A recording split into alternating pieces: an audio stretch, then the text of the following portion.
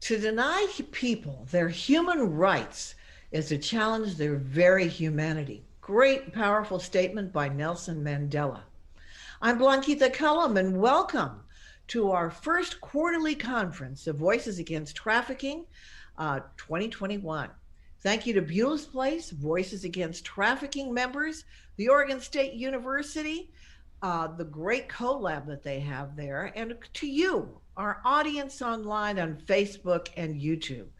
And it gives me great pleasure to start this conference by introducing you to the founder and chairman of Voices Against Trafficking, the CEO of BeulahsPlace.org, Andy Berger. Andy is a survivor of many years of childhood abuse and trafficking, and despite her pain and abuse, she has enormous courage and has emerged as quite a savior. She's a lifelong advocate for human rights. She's literally saved hundreds.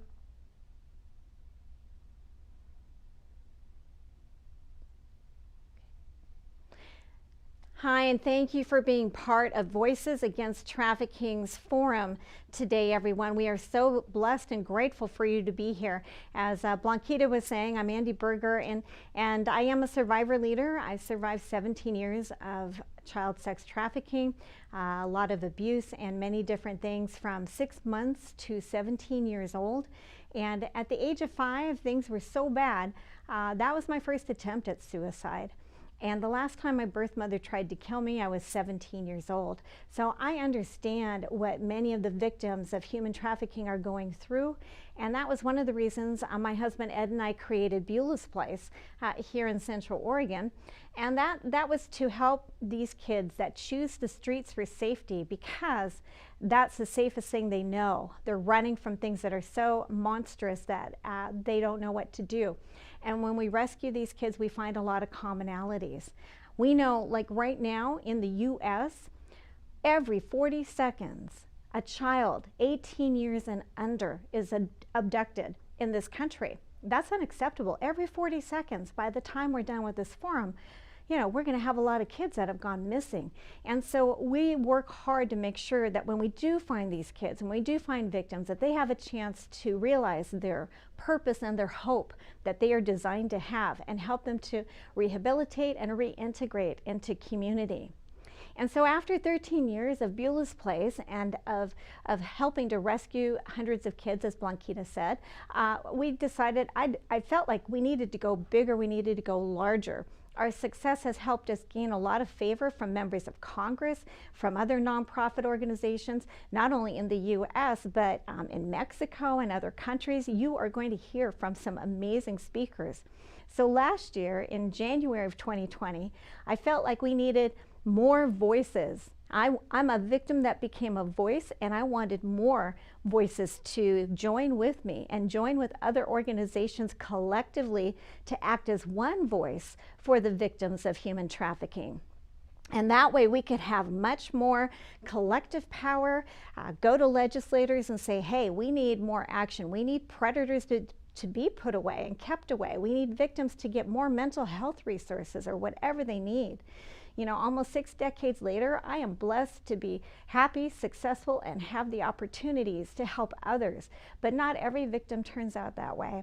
So today, you're going to hear some great people from various backgrounds and different countries talk about this situation, talk about some possible solutions even, share some stories, but also what their foundations and what they are doing on the front line. And I can't wait for you to hear from them.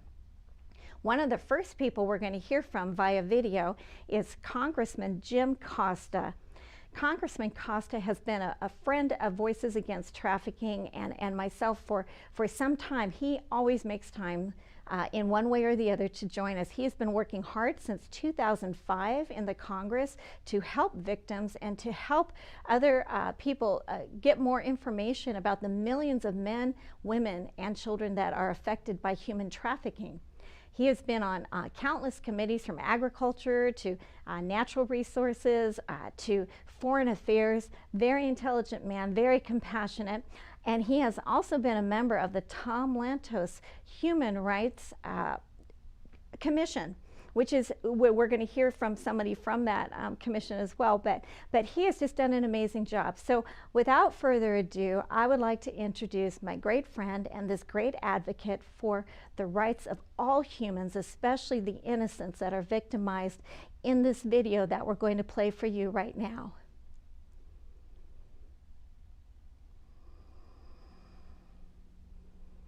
Hello, I'm Congressman Jim Costa, representing the wonderful people of the 16th Congressional District in the San Joaquin Valley in California. And I want to take this time to thank my friend Andy Berger and the Voices Against Trafficking for inviting me to speak with you today. It's not the first time. The work you do is so very important. And I want to say thank you, because the atrocity of human trafficking doesn't get the attention I think it deserves. Every year, millions of men and women, and sadly children worldwide, are thrown into a life of violence, forced labor, and sexual exploitation.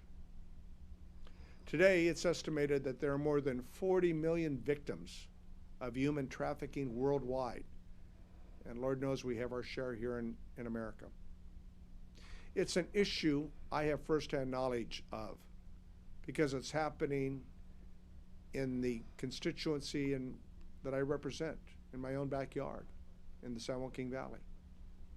Because of its geographical location in California's center of the state, my own district sees a disproportionately high amount of human trafficking, unfortunately, from victims and law enforcement. I've heard the stories and seen the impact it has in our communities. It pains me to know that this is so prevalent. And so that motivates me every day to find solutions that effectively work to end this scourge on our society. As the co-founder of the Congressional Crime Survivors and Justice Caucus, I've supported legislation like the Trafficking Victims Protection Act, and we work hard every year to secure increased funding for Crime Victims Fund. These are people and their families, through no fault of their own, have had to deal with violent crimes in their lives and the after effect. And this Crime Victims Funds provide support for them and their families to get back on their feet. I've also joined my colleague Congressman Pete Olson to introduce a resolution in the House to support the observation of National Slavery and Human Trafficking Prevention Month. It calls for the federal government to coordinate its efforts to fight human trafficking between agencies and with state and local governments and organizations.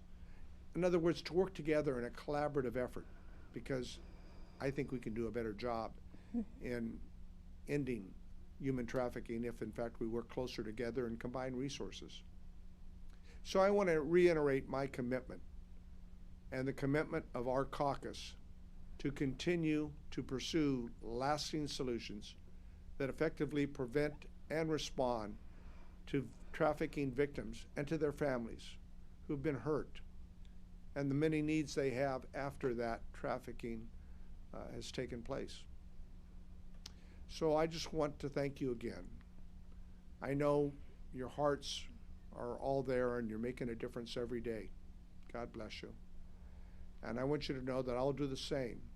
I'll look forward to continuing to work together to bring justice and assistance to the millions affected in our country, because it's the right thing to do. Our continued work to fight this atrocity is so important to protecting the lives of the people around the country we love. So ladies and gentlemen, keep up the good work. Hang in there. Be safe. We're still not out of the woods on this pandemic, but I think that things are continuing to get better. And this American Rescue Act will provide additional support for every segment of our society throughout the country during these difficult times. And you will continue to do what you do best. That is care for others and making a difference. Thank you. God bless you. And God bless our country and our troops. We just love you, Congressman Jim Costa. You have been a champion for us. You never let us down, and you're always there in the fight to stop the evil of human trafficking. One of our great charter members. It's such a pleasure for us to have you hear from her. Deborah Sigmund. She's the president of Innocence at Risk that began in 2005, started out to prevent the trafficking of women and children. And she is one that works constantly and diligently to educate the public. Deborah started the Flight Attendant Initiative back in 2008. She's asked to testify before the Tom Lantos Human Rights Commission for a congressional hearing regarding her very successful work with the flight attendants. The U.S. Department of State has endorsed the Innocence at Risk going back to 2005 for their efforts on behalf of the millions of women and children who are trafficked annually worldwide. And we're so proud of her because recently she was named DC Mother of the Year for American Mothers, and we just love her. So, ladies and gentlemen, Deborah Sigmund. Thank you, Blanquita. And I'd like to thank everyone for being here today for this forum. You will hear very important information, and we're so glad you could join us. I especially want to give a shout out to my sister American Mother members. And this organization is 86 years old and absolutely amazing. Mothers from every state are handling challenges with children. And I'm proud to say that after I was DC Mother of the Year in 2013, that I helped spearhead the organization's education to end child trafficking. So thank you all for being here. For 16 years, Innocence at Risk has been educating the public in the US and abroad about the fact that child trafficking is the fastest growing criminal industry in the world. And it's certainly on the rise now more than ever. We used embassies, fortunately, felt compelled to help us. And at one embassy event in 2008, a flight attendant came to me and said, you know, we see what you're talking about in the air, in the airports, and we don't know what to do about it. So we said, what are you seeing? Children that get on the plane, sometimes they're drugged, they look afraid. We know they're not with their right parents. Okay. So I said, we will fix this. Can you tell BQ? So working together with Polaris, with the national hotline number, and the Department of State, we produced this wonderful brochure, Protecting Women and Children from Human Trafficking. Sandra Ferrini started training flight attendants, and then they began training each other. It was really miraculous. Within a year, we had 1,000 flight attendants from all different airlines, Delta, Southwest, American, every airline. We were very, very excited, but a little overwhelmed. So I took this initiative to Homeland Security in 2009 and said, we could use some help. And they said, you have flight attendants? Let's meet. So after Sandra and I met and shared information with them, like girls coming 3 times a week from Moscow, flying into Chicago with one-way tickets, who were going to work with as models, models in New York. I don't know who that is unless she's. It just didn't make sense. But fortunately, Homeland Security put air marshals on these planes. And they figured if they were coming in on American, they were probably coming in on United. So we had an amazing effort after several meetings with Homeland Security, with ICE and CBP. Blue Lightning was established. Can you ask her who she's with? Now the protocol was for flight attendants to ask the pilot directly to call ahead, and the authorities will come. And it actually is an effortless procedure. Flight attendants do not have to be identified, or passengers do not have to be identified, and the authorities are there. Over this since 2009, according to Homeland Security, who call us their boots in the air, we have saved thousands of victims, and we want to continue. We were told, though, in 2009, I met Nancy Rivard and from Airline Ambassadors. And I gave a training in Miami with Airline Ambassadors. And then I went to the Dominican Republic. And on a trip to the Dominican Republic with members of Airline Ambassadors, educated them with our brochures for 3 days, what the signs of human trafficking were and about the issue. 2 of our 3 flights returning to the United States that Sunday had children that were being trafficked. One flight where I called ICE directly myself. It was a Sunday afternoon. Fortunately, I had a phone number. I called them and reported the flight number and said, these children have been reported to me that they're in trouble. In that case, they followed those children. Those 2 children led ICE to rescue 86 children. It was a huge pornography operation. When we heard this, our hearts stopped.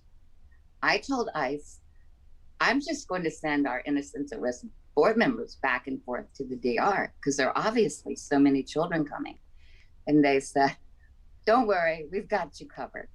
And they did have us covered. They had us covered then, and they have us covered now. And they are incredible, brave women in blue that come to the rescue.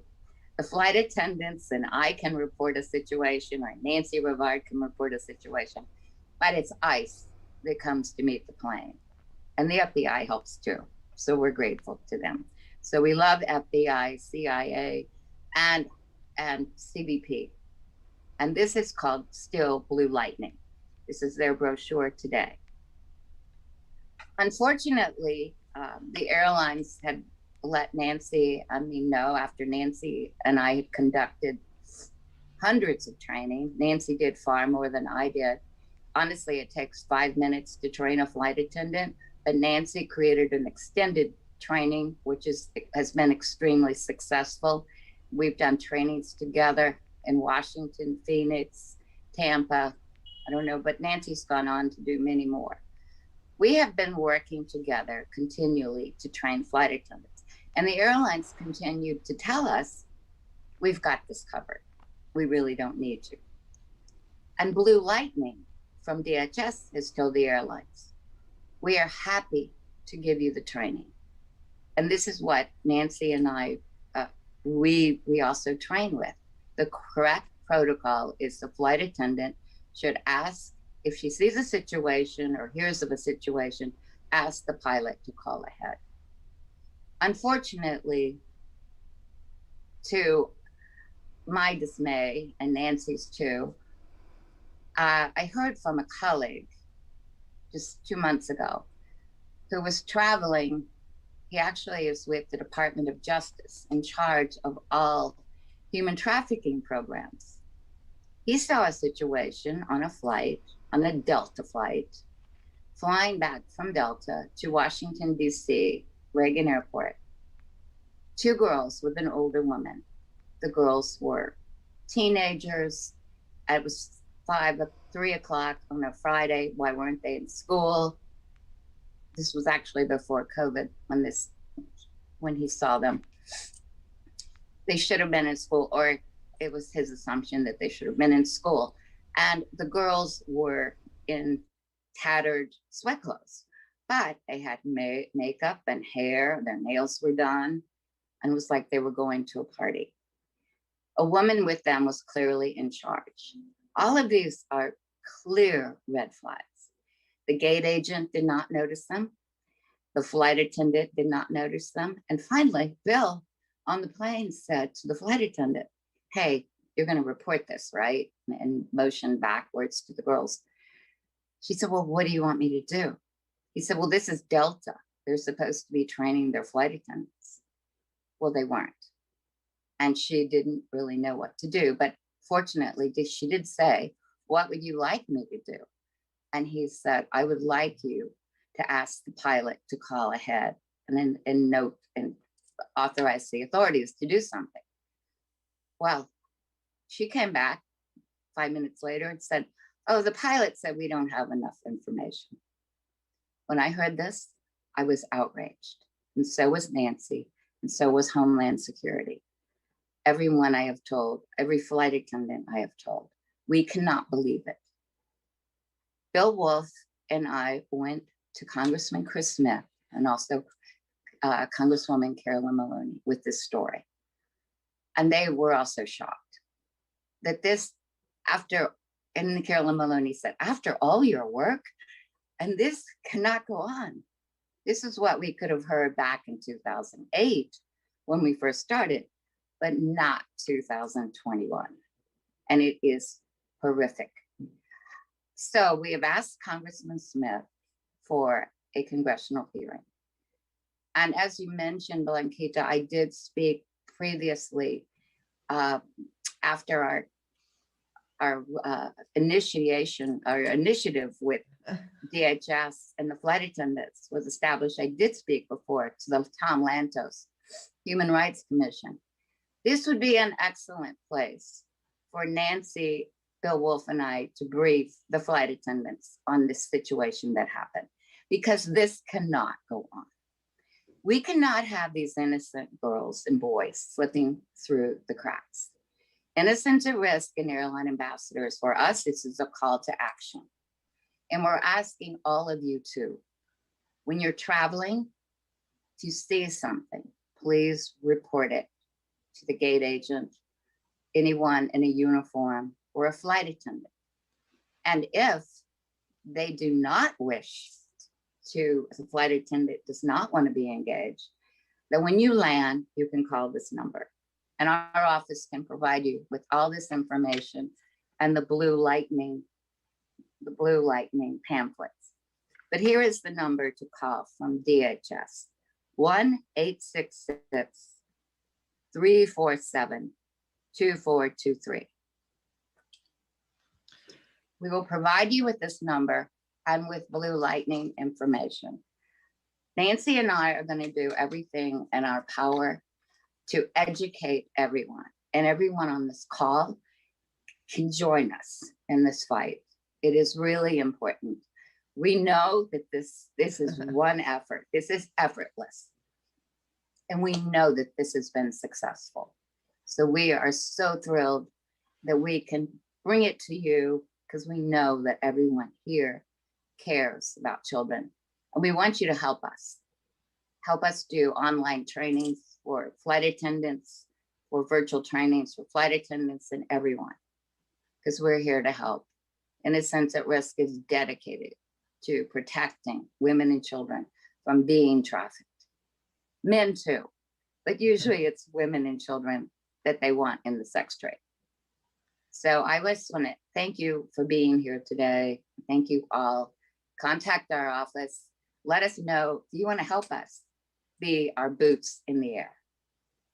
Absolutely. Thank you so much to Voices Against Trafficking.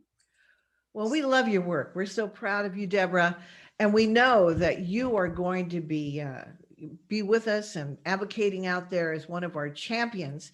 And we encourage everyone to go to voicesagainsttrafficking.com so you can find out more about Innocents at Risk and our members. And, you know, I know that Nancy will be joining us later here on the program, the great woman from Airline Ambassadors, and potentially we've got Bill Wolf that will be joining us. So stay with us on that. Right now, we're very excited because as we're watching what's going on in the border, one of the great, she has been such a dynamic force to make a difference on that border, but in San Diego and California, between Tijuana and the United States, is our wonderful Alma Tucker. She was a former investigative officer for the Child Protection Unit with the Mexican Consulate in San Diego. She is the founder and the president of International Network of Hearts that's based in San Diego and Tijuana, which has been such a tough border for generations.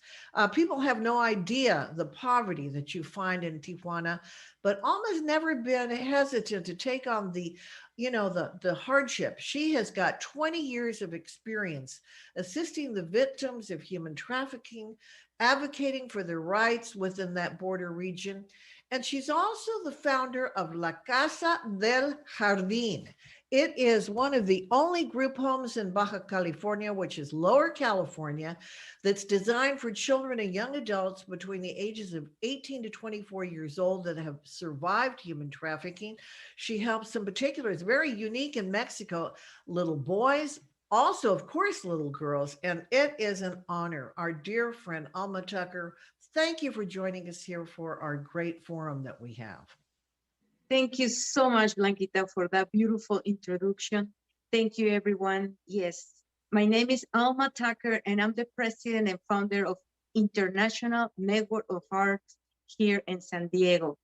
Our organization was established in 2010, and we are bringing prevention and education in the community while providing direct services to survivors of human trafficking in the borderland between San Diego and Tijuana. During my career as a foreign officer with the Mexican consulate in San Diego, I was given many opportunities to aid victims of human trafficking. One situation in particular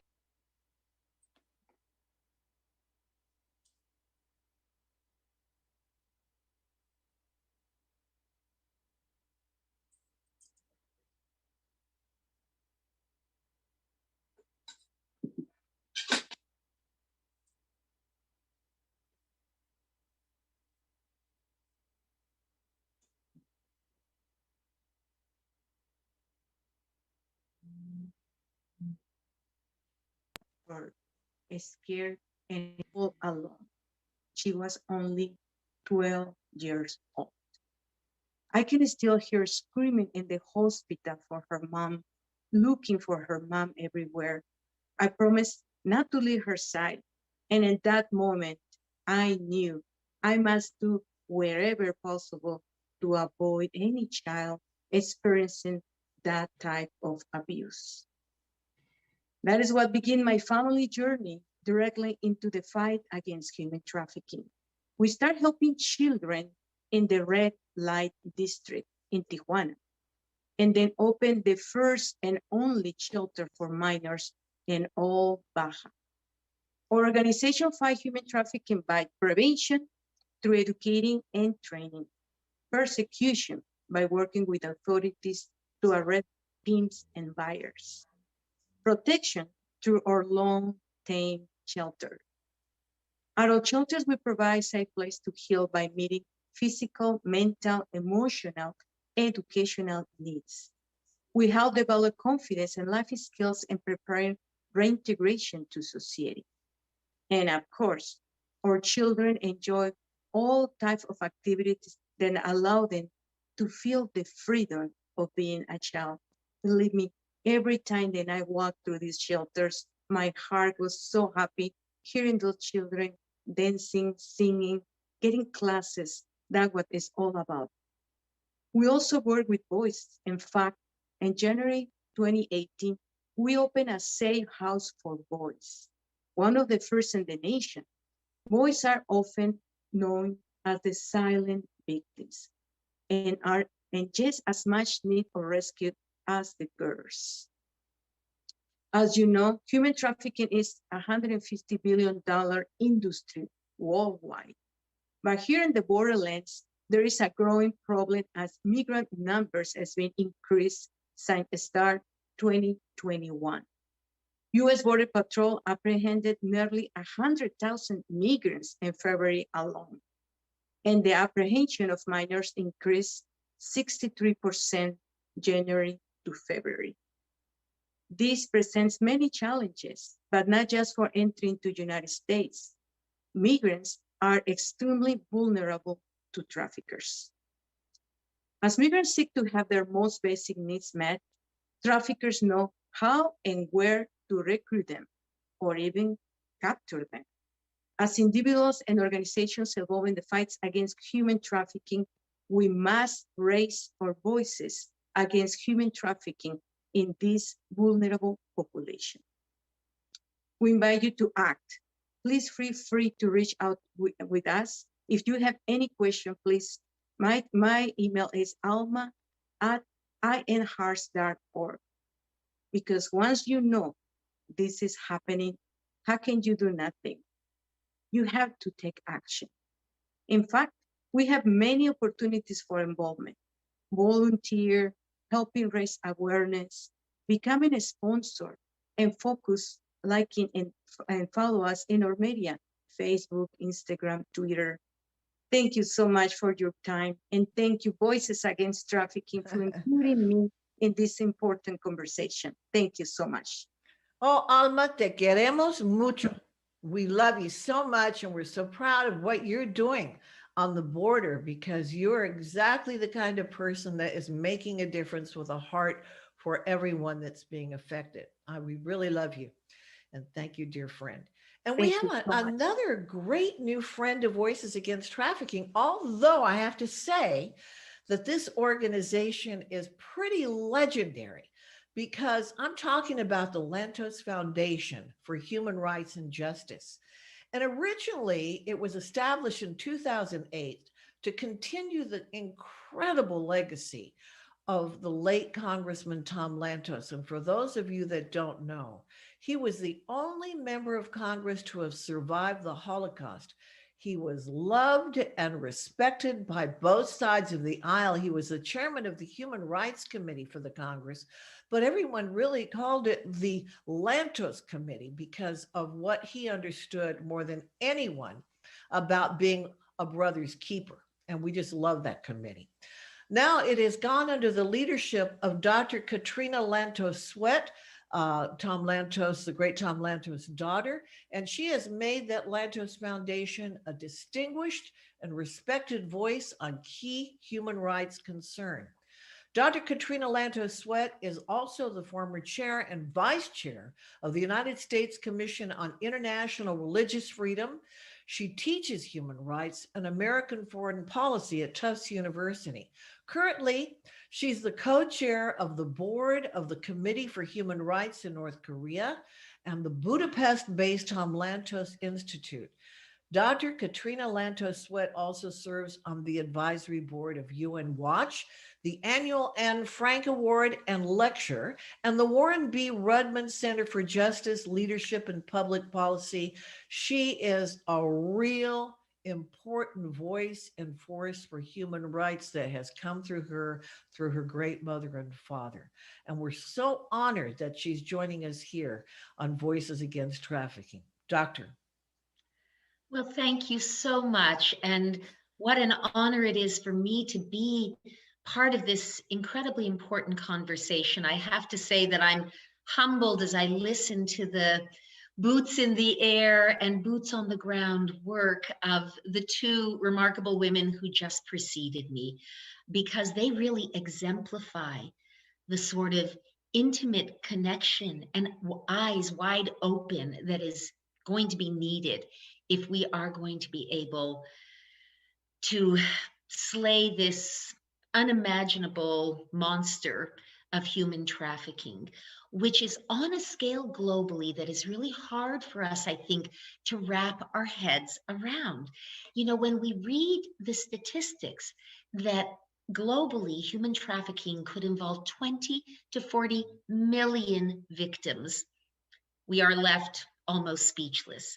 When we hear the number that was just cited by Alma, that annually this criminal enterprise is $150 billion business, trafficking in the misery, in the bodies, in the innocence of untold numbers of victims, one feels in a way completely overwhelmed.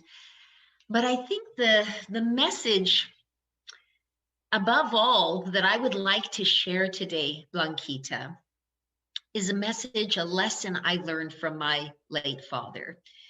As you mentioned, he was the only survivor of the Holocaust ever elected to serve in the United States Congress. And he really, in his own life, experienced the worst of what humanity was capable of. He saw human beings at their absolute depth of depravity, but he also saw extraordinary courage and faith and heroism on the part of people standing up against the appalling evil with which he was surrounded. And in that incredible, difficult sort of hell that he had to go through, he made a commitment himself to never really be a bystander to evil. And that is what characterizes this extraordinary group of people that you have brought together for this vital conversation, and characterizes you, Blanquita, if I may say so, a refusal to be a bystander to evil. Now, in the case of trafficking, of course, it is all around us. It's a crime that is sort of hidden in plain sight. And that is why, quite frankly, everyone can have a role in fighting it.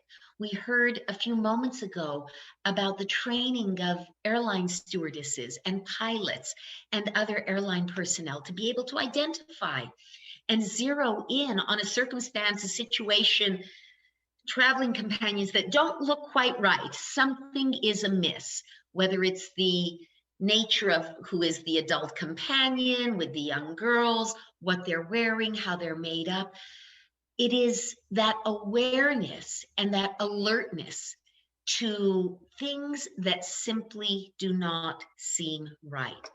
And of course, a lot of what we think about when we talk about human trafficking is women and girls being trafficked for the sex industry, which is just an unimaginable nightmare. But we shouldn't forget that there are other dimensions to the human trafficking universe. Of course, people being trafficked for labor under abusive, horrible, slave-like circumstances. And then, quite horrifying, we are increasingly learning about trafficking of victims for organ harvesting, which sort of, again, crosses into another zone of terror that is really hard to wrap our minds around. My father, during his time in Congress, was very involved in the initial and then the subsequent reauthorizations of the Trafficking Victims Protection Acts, which are incredibly important tools. And in some senses, we've made enormous progress over the last 2-3 decades. It was over 2 decades ago, when my husband was the ambassador in Denmark, that I helped organize a major conference dealing with the issue of trafficking that brought experts from the US Justice Department, the Danish Ministry of Justice, academicians, and of course, activists on the ground. And I remember back then, not everyone in the Danish Ministry of Justice was thrilled that we were sort of shining a light on the issue of trafficking in Denmark, because they like to think of themselves as this very, safe, wonderful, sophisticated country, actually country that didn't even have any laws against prostitution. So why would there be anything like trafficking in Denmark? But we knew then, and we know even more now, that it is everywhere. It is global. And no country and really no community is immune from this scourge. So in these last couple of decades, we've seen over 60 countries adopt legislative sort of answers and solutions to the crime of trafficking. But what we haven't seen is commensurate enforcement of those laws. What we haven't seen is a massive surge of resources towards prosecution of the criminals running these criminal syndicates that could really begin to shut it down. Of course, we need to address the root causes, the vulnerable, poverty-stricken populations that are most likely to become victims of trafficking. And we need to support with all our hearts, and with more than our hearts, with our dollars, we need to support the rescue organizations. Alma spoke so beautifully about her work. Those who are as they say, stepping into the darkness to bring others into the light, those who are willing to put themselves out there and to go into these terrible dark places to be the rescuers.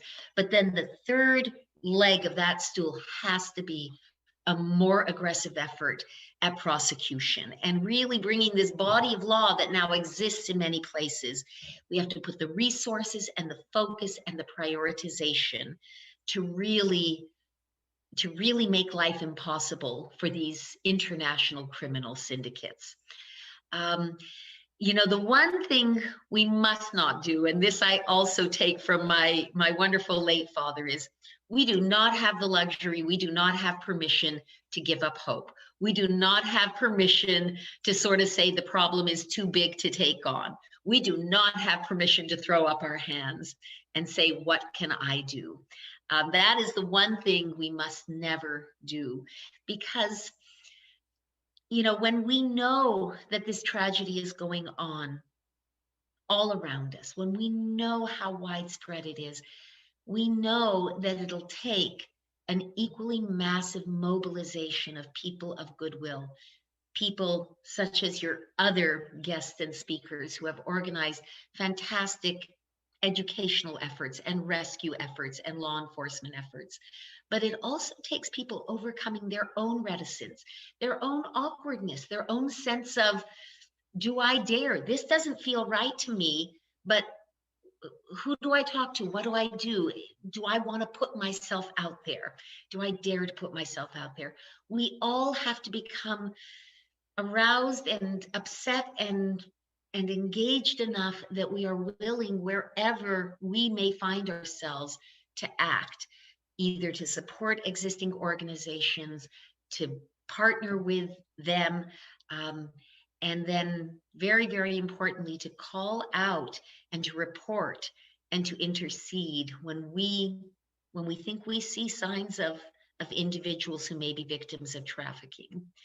I will close. I don't want to go on too long, and I know you have so many extraordinary guests. Some of them are dear friends of mine, Nancy Rivard, Reggie Littlejohn, who I think is going to be coming on next, who has done unbelievable work in one of the most brutal environments one can imagine.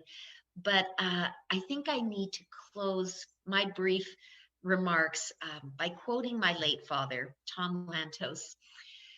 He said that the veneer of civilization is paper thin. We are its guardians, and we can never rest. And I love that quote because it reminds me every day. It's, you know, emblazoned in the office of the Lantos Foundation, so I see it every day. But it reminds me of two things. One is that indeed, sort of civilization, this wonderful way that we have established a world of culture and law and government and all of these things, it's a thin veneer, and we cannot forget that. When it gets attacked, that veneer can fade away. But the other thing I like about that quote is that it rolls the responsibility onto our shoulders. We are its guardians, and we can never rest. And so I want to thank you, Blanquita. I want to thank Voices Against Trafficking for all you're doing. I want to really tip my hat to the tremendous speakers and guests that you have participating in this important conversation. Thank them for what they're doing. And I hope that they will at any time reach out to the Lantos Foundation, because we want to support your work in any way that we can. And I thank you for all you're doing. Oh, we're so thrilled that you joined us, because, you know, when I think about my first exposure about the conscience that the Congress can effectively carry despite political lines, you know, is what your father instilled. That idea that he came across, and who couldn't respect and honor what he had been through and what he carried as a proud legacy, to have people have courage enough to do the right thing.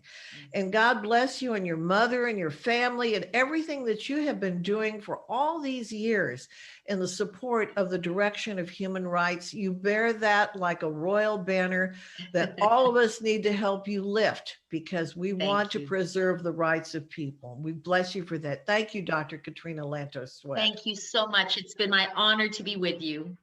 And we love you so much. And you know, Dr. Katrina Lantos Sweat was talking about another person who's coming up and is a very dear friend of ours.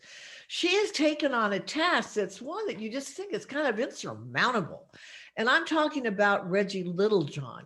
She's got Women's Rights Without Frontiers, and she has got this international coalition that is really based to effectively expose and oppose forced abortion, gendercide, and sexual slavery in China. And think about this. She seeks to form a left-right human rights and humanitarian coalition to end this. She's an acclaimed international expert on China's one-child policy.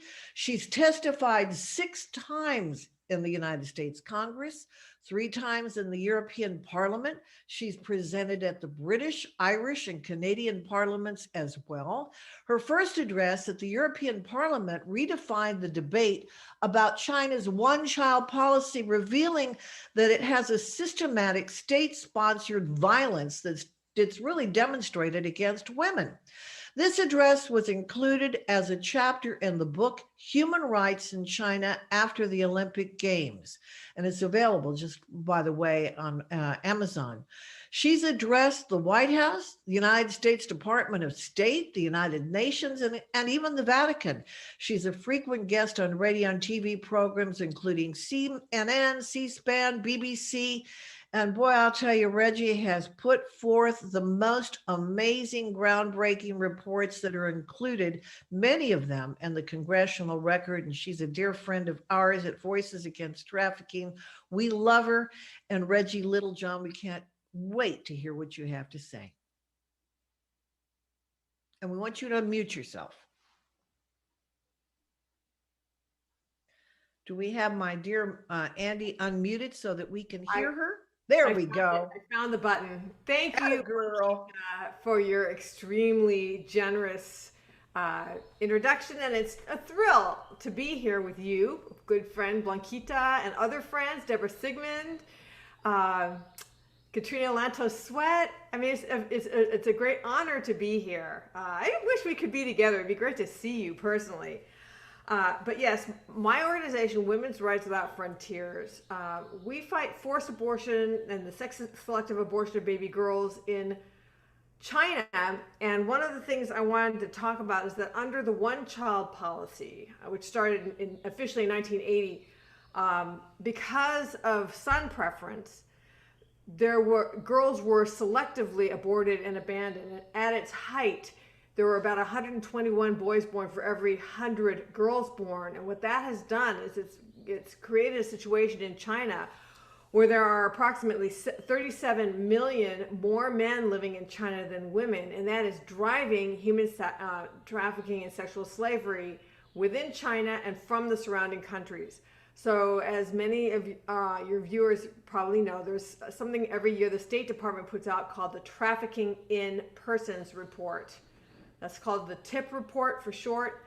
And China was listed as a tier 3 nation, which is the worst categorization that you can have, as being a nation that is drawing trafficked women in from many surrounding countries, and even as far away as South America, I've heard even of Africa, for forced being sex slaves or forced brides.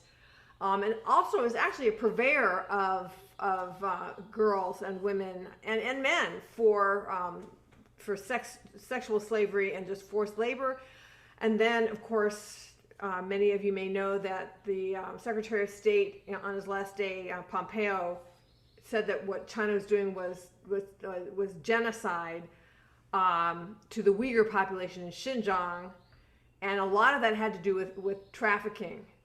So that would be a forced labor situation of slave labor among the Uyghurs, not so much sex trafficking, although they commit tremendous violence against women, including forced abortion, forced sterilization, and infanticide.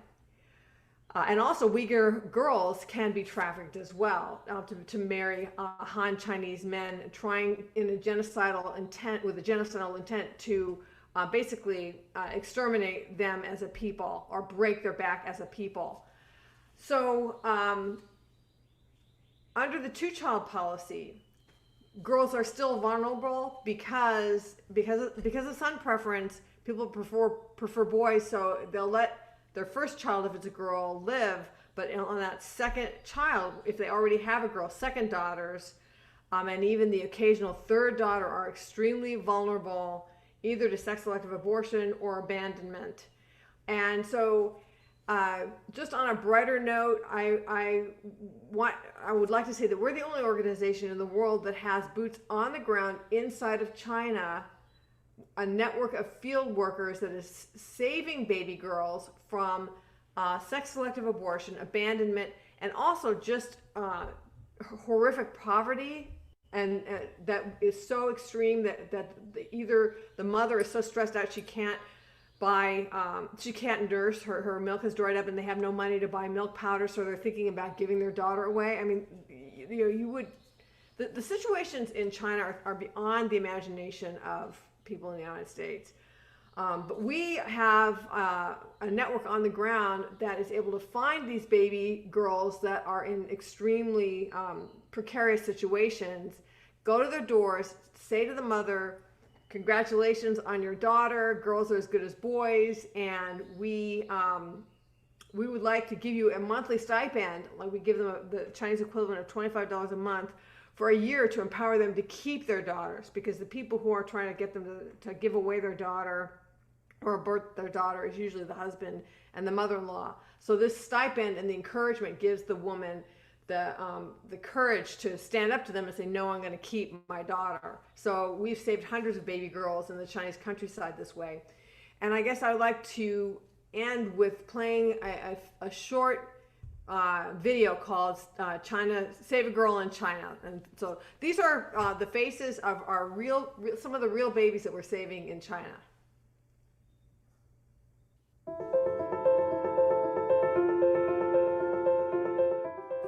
According to one UN estimate, there are up to 200 million women and girls missing in the world because of sex-selective abortion and abandonment. That number, 200 million, is greater than all the casualties of all the wars of the 20th century combined. So for me, this is the true war against women.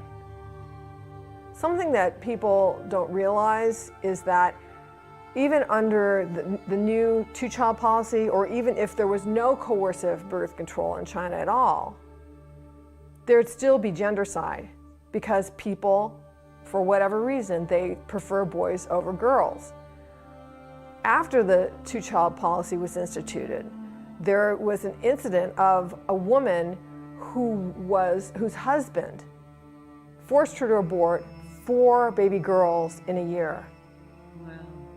And then she died. Women's Rights Without Frontiers is unique in that we are the only organization that has a network inside of China that is actively saving baby girls. And we've saved hundreds of baby girls in China.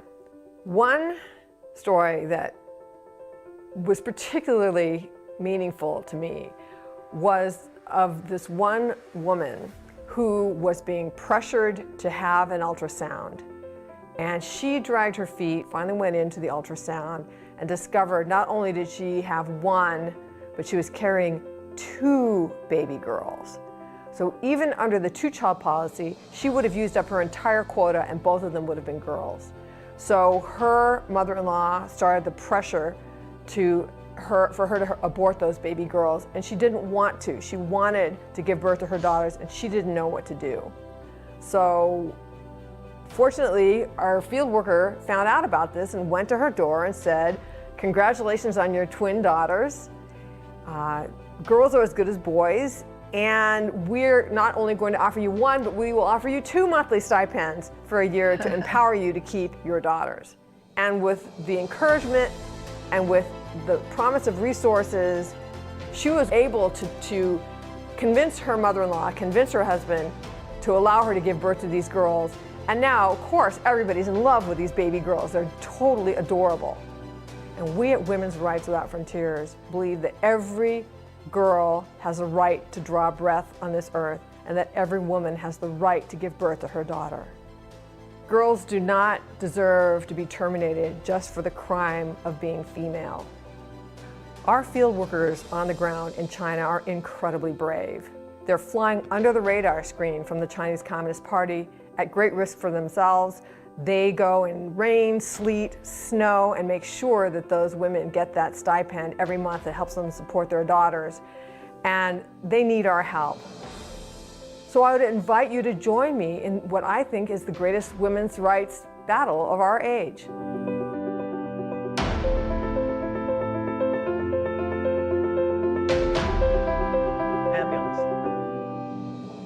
Oh, Reggie Littlejohn, thank God you've drawn breath in this world because of all the work that you're doing and the courage that you inspire to so many to not just avert your eyes to the situation and the plight of so many women and babies.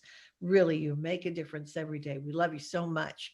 And we encourage you to go to VoicesAgainstTrafficking.com. Don't forget our site, because you'll find out more about the great people that you're hearing from. And we would love for you to join us as well. It's very easy.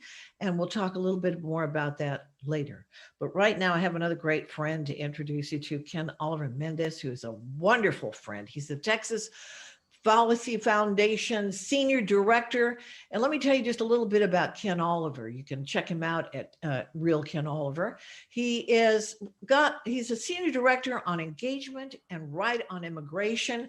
And he's at the center of the landmark Texas Public Policy Foundation's initiative that highlights and champions the policies that are securing the border. And boy, Ken, you're doing more work now than ever. We just are so proud of what you're doing. They're trying to restore the rule of law and fix and improve the legal immigration that's coming in from across the border to the United States. He is leveraging the full range of his previous experience as a very successful coalition builder in the conservative movement. He's very highly regarded and respected all over for his public diplomacy and professional and bilingual skills.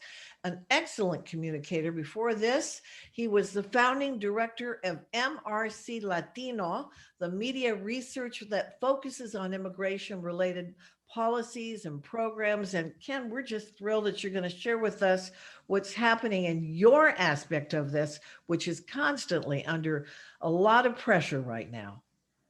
Absolutely. Well, I'm thrilled to join you, Blanquita, Andy. We're all my colleagues at the Texas Public Policy Foundation. Really appreciate your work and support. As you mentioned, as Alma mentioned, we have a huge unfinished agenda in abolishing this scourge of slavery, both sex and labor trafficking. And as was also mentioned, unfortunately, we in Texas see and are seeing a lot of it by the tens of thousands. We have a lot of work to do and to reach that goal. But the great thing is that when we have the spotlight on a problem, it gives us the opportunity to work on the solutions, right? So that's what we're doing. We're taking this opportunity of the crisis on our border, which Alma mentioned. We have now unprecedented numbers, right, of tens of thousands of minors and families, many of whom are going into debt bondage. And those debt bondage situations create the opening for the trafficking, right? So we at TPPF are looking at this as a domestic issue and an international issue in terms of the border security issue. And we think that actually we've found in our polling that human trafficking is the issue which, as you have demonstrated today, can bring us all together, that we need to correct our policies, including one that was mentioned earlier, the Trafficking Victims Protection Act, which really needs to be amended to avoid this inundation we have of minors at the border from Central America and other countries that are not contiguous. That needs to be amended because it's being taken advantage of as a loophole by the traffickers This is a false compassion to let thousands of people in without knowing their identities and without knowing for sure that they will not be trafficked. Lax border security and loopholes in our asylum system really create that opening. And the problem that we're highlighting today is that government officials that do not act to make sure we control and know the identity of those coming into our country and prevent abuse of the asylum system by the traffickers, those government officials become accomplices to trafficking. And we need to hold those government officials and those in positions of authority accountable and identify them. None of us should want to be accomplices. And we know through the polling, the American people agree, we need to stop this. And we're seeing a tremendous amount. You and Andy and I were talking earlier this week about in our Rio Grande Valley, we have a Democrat sheriff, a great friend, Sheriff Guerra, talking about what he's seen. He was saying that many of these families coming in with minors, and I'll quote, he said, if you can't afford it and you have that 15 or 16-year-old child with you, well, guess what? You're going to Houston and that girl's going to be working in sex trafficking, and that's how you're going to pay off your debt. That's happening, unquote. So we, our people on the ground in South Texas, see it on both sides of the aisle. There's consensus that now is the time to act, that this crisis is creating an opportunity. We have action at the state level we're taking.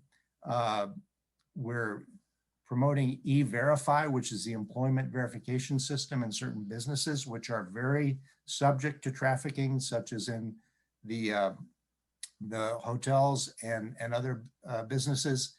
And we also, at the federal level, as I mentioned, have a lot of work to do. The prior administration did some good work, and we also need to recognize that that work was done, and we need to continue all that was good that was done and build upon it.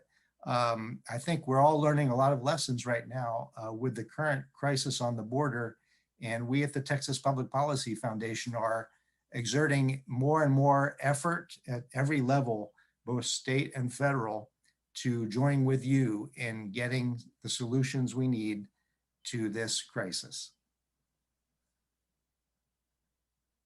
Well, Ken, we're so grateful that you could make time to join us today. And as you point out, the one thing that we're learning through all of this, and we've seen it from members in the Congress on the right and the left, that it is not the politics of the right and the left, it's the politics of right and wrong, and trying to prevent innocence of being victims. And so you know that we're so grateful to hear from you and everything that's going on right now in this border situation that affects all these thousands of potential victims of human trafficking. Thank you so much, Ken, for joining us today. Glad to be with you all. And a lot of us are just saying enough is enough, right? Enough is enough. Well, there is a great partner with us, with one of our great founding members, and we're talking about Kathy Haddam. She is a passionate child safety advocate. She has dedicated the better part of her career to fight against the exploitation, in particular the exploitation of children. And Kathy Haddam is the director of communications for Enough is Enough. It is a national nonprofit organization, along with her good friend Donna Rice Hughes, that has been fighting to make the internet much safer for children and families. It's been going on, if you can imagine this, since 1994. She oversees media, public outreach efforts, raising awareness to parents, corporate America, and the legal community about the threats that the internet poses and how it impacts children. These threats include child predators, sex trafficking, cyberbullying, pornography, child sex abuse, imagery, and others. She helps to direct the national campaigns and initiatives that are aimed at defending child dignity in the digital world and advocates for federal and state policies to keep children safer on the internet. And I am thrilled to have our dear, dear friend and ally, Kathy Haddam from Enough is Enough, join us. Kathy? Thank you so much, Blanquita, and what a kind introduction, and what an important time it is to be having this panel and this discussion, and thanks so much to all the panelists that have come before me. With the pandemic and the rise of exploitation that we've seen, it's critical that we're here today talking about these issues. Just last week, we were all shaken by the news of the Atlanta spa shootings, where 8 people were killed, 7 of them being women, 6 who were of Asian descent. And we grieve the loss of life, and our hearts go out to that community. And while the motive still remains under investigation, and while it's still to be confirmed whether or not the spas were operating as illicit massage parlors, the accused shooter did tell police that he had a sex addiction and that he shot up these massage parlors in an effort to, in his words, eliminate his own temptation to visit them. Well, we know in the United States that there's over 9,000, at least, of these illicit massage parlors, which are really fronts for selling young women and girls for commercial sex. And Enough is Enough is focused on getting to the root of this pandemic by tackling the forces that drive the demand in order to put an end to the violence against women and children.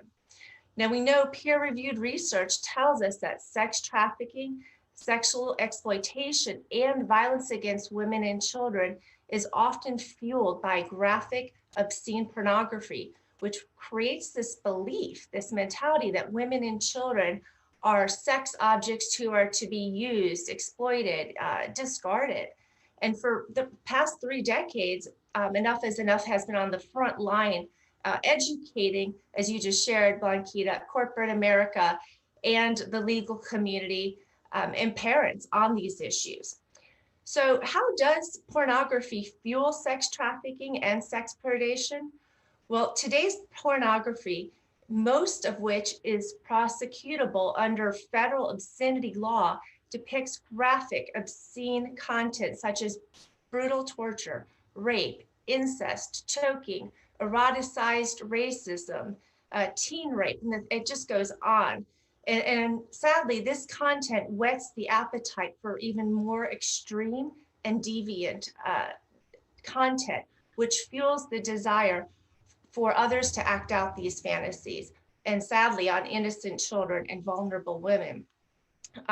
In turn, this creates child sex abuse imagery, which pornographers will use to cross-market, and they get great financial gain from doing so. Now, I'll take a moment to note here that 2020 was a record-breaking year. It came when it comes to reports of child sexual exploitation. In fact, 21.7 million reports were made, and that is a 28% increase over the year prior.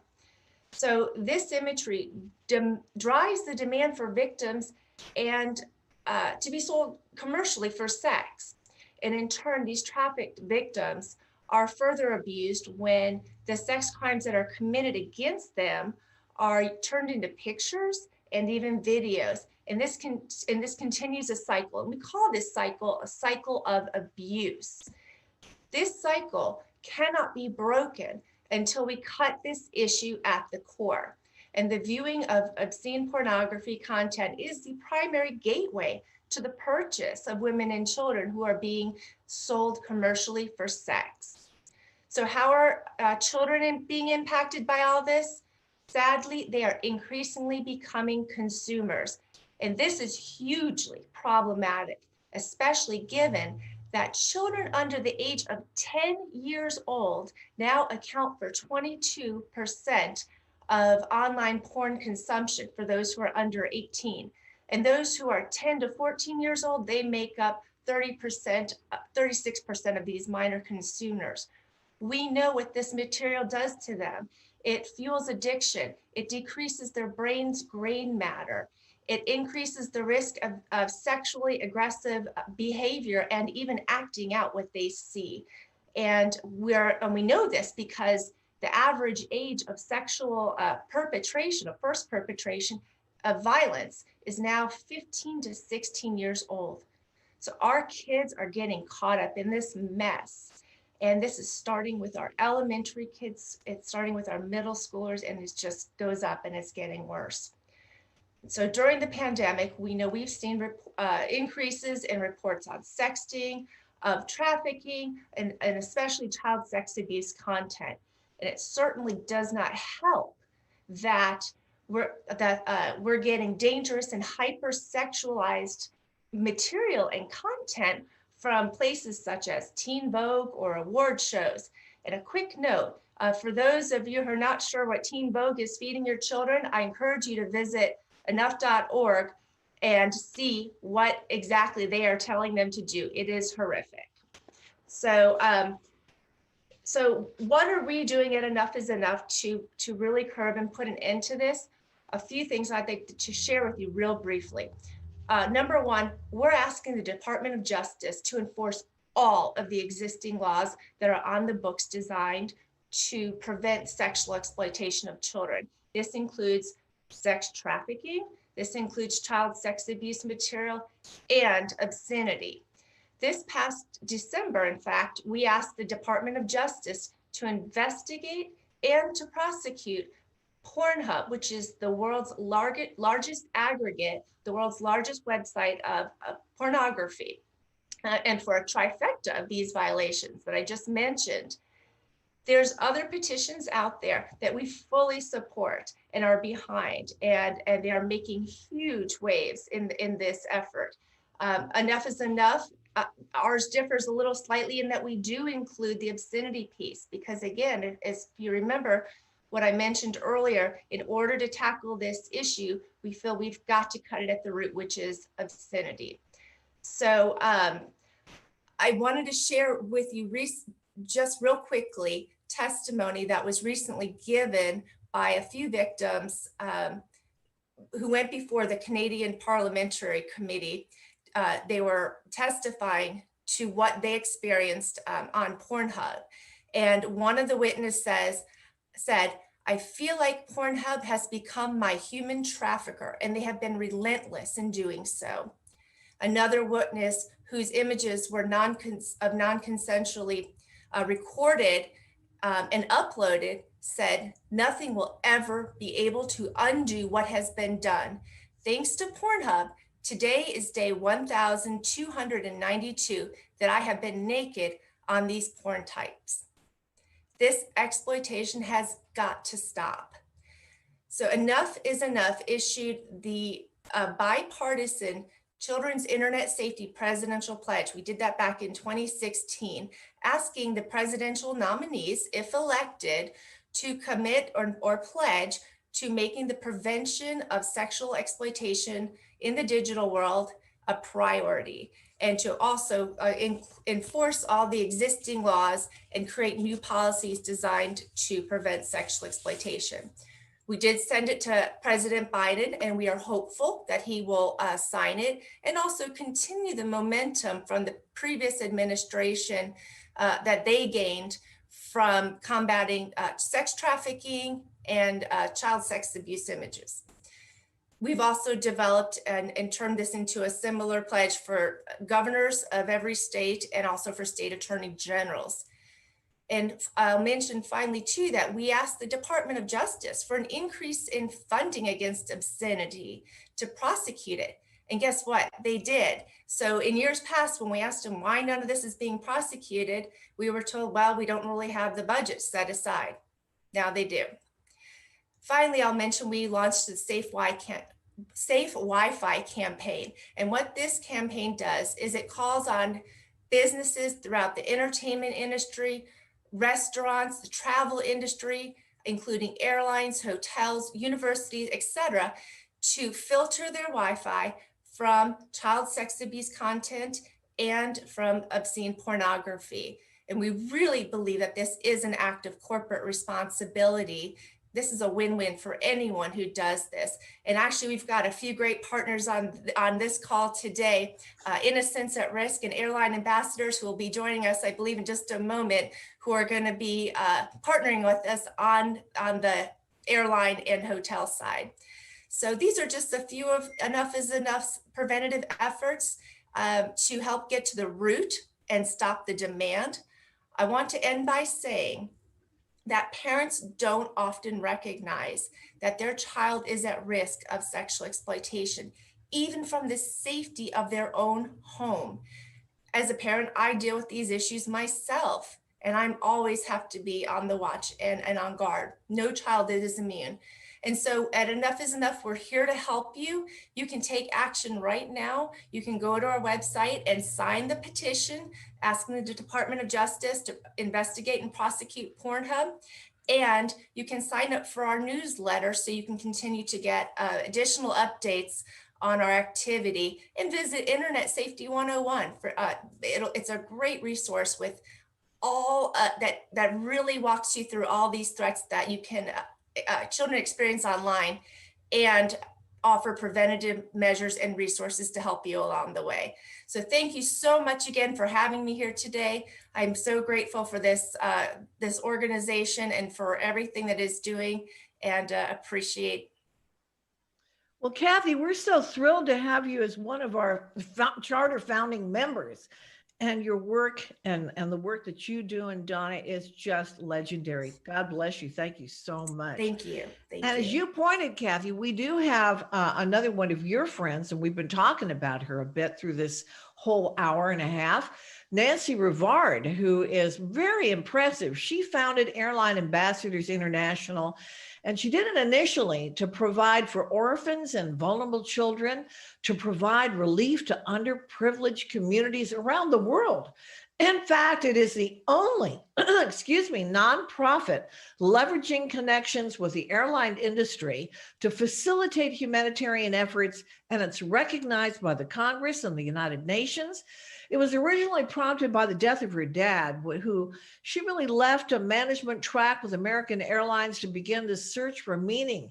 And through that, she traveled around the world. She saw really glaring inequities between the developed and the developing world, and she founded Airline Ambassadors to provide a way for individuals to match their unique interests and skills to the actual world need. She still works, by the way, as a flight attendant for American Airlines, and she acts as the executive director for Airline Ambassadors.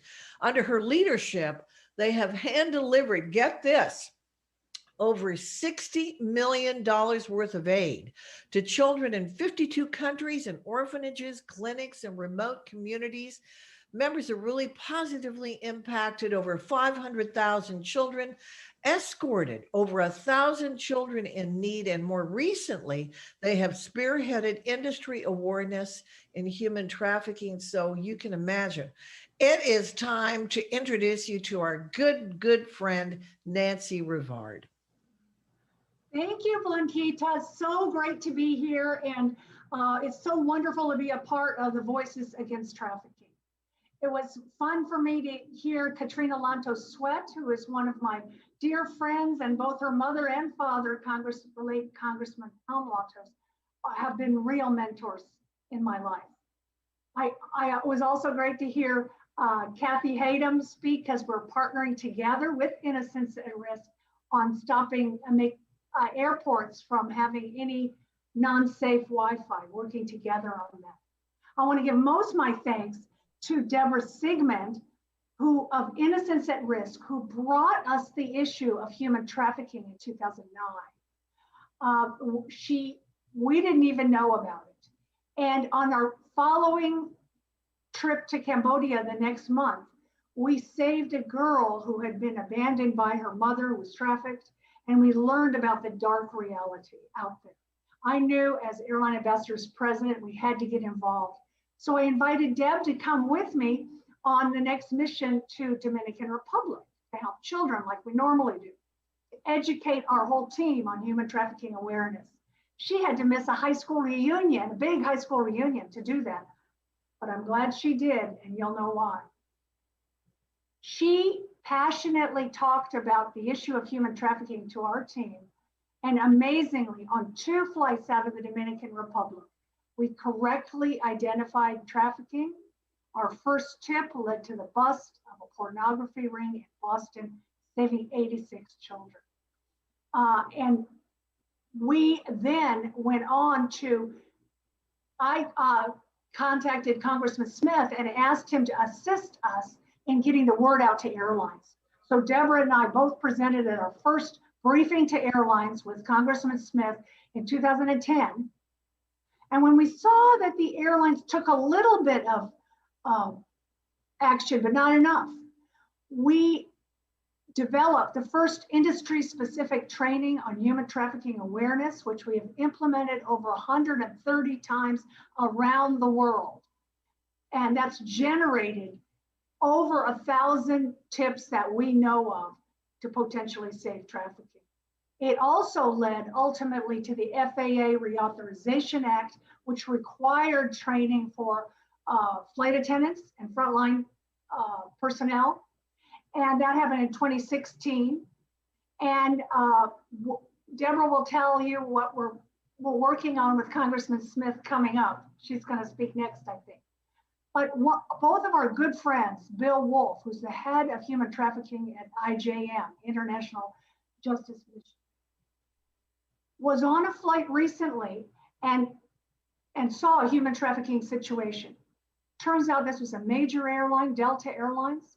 The flight attendants didn't know what action to take, and neither did the pilots. Unacceptable. Delta is supposed to be the leading airline in fighting human trafficking. Subsequently, one of my top trainers, a survivor of human trafficking, Donna Hubbard, flight attendant for American Airlines, got back from her recall training a couple weeks ago. Nothing was mentioned on the issue. There were 3 slides in the online portion, and it's just not acceptable. So we are excited about working together to raise awareness on this issue again. The other thing I wanted to bring your attention to is what's happening at the border. There are thousands of children coming across the border, as we all know. We've heard in the news recently. I'll tell you the story of one that we worked with. Marlon was 16 years old, and his mother raised $3,000 to save him from the gangs, to pay a guy who she met on Facebook, Freddie Cruz, $3,000 to smuggle her son into the United States, thinking she was saving him. So Marlon Freddie Cruz did his job, dropped him in Florida, and one of my girlfriend's daughters was there at the shelter helping, and got to be friends with him. What we didn't know is that the children that are in these shelters are moved every few months. Marlon got moved to the Baltimore, Virginia area and placed with his trafficker, Freddie Cruz, who's working the system on both sides. It's unbelievable. We were able, through intervention of the girl that had met Marlon and some support from the FBI, to save this young man. But how many other children are being housed by their own traffickers? We have to look at the foster care system. These are hard questions we have to answer. We are proud to stand with innocents at risk and the flight attendant unions to take this issue to the public and to stand strong for it in the future. Thank you. Well, this is the point, and we really appreciate you joining us, Nancy, and Deborah spoke to it, and Ken has spoken to it, and almost everyone that's come forward, because the issue of human trafficking, in particular areas like the border, which Alma has talked about, it's a lot more complicated than just looking at it with just one blanket idea of what's occurring. There are so many innocent children that are being violated under the auspices of these gangs and traffickers, et cetera. We thank you for bringing that up so much. And we want to tell you as we're closing here, because you can follow us. You can follow us here at facebook.com/Voices Against Trafficking. You can also follow us on Twitter at Voices Against T1, Voices Against T1. And for those of you that are now paying more attention, or you have issues about human trafficking, there's a great resource hotline. That number is 1-888-373-7888. 1-888-373-7888. And also there's a great National Child Abuse Hotline at 1-800-422-4453. And as I'm closing, of course, I know I want to thank you all, our great speakers, the charter media members of Voices Against Trafficking, our charter Voices Against Trafficking members, Oregon State University's CoLab, and I think I'm bringing back our good friend, the brave survivor and savior and founder of Voices Against Trafficking, our wonderful Andy Berger. Are you there, my dear Andy?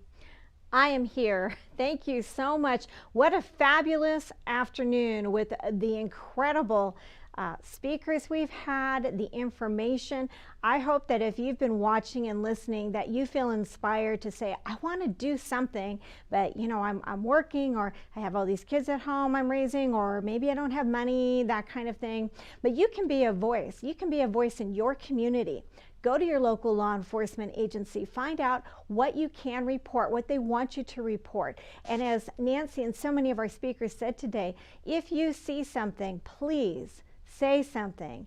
As a survivor myself, I don't even know what my life would have been like if somebody would have said something, and I know that there were people who saw and they just didn't know what to do. So we're trying to help you, help us to help the innocents that are being hurt.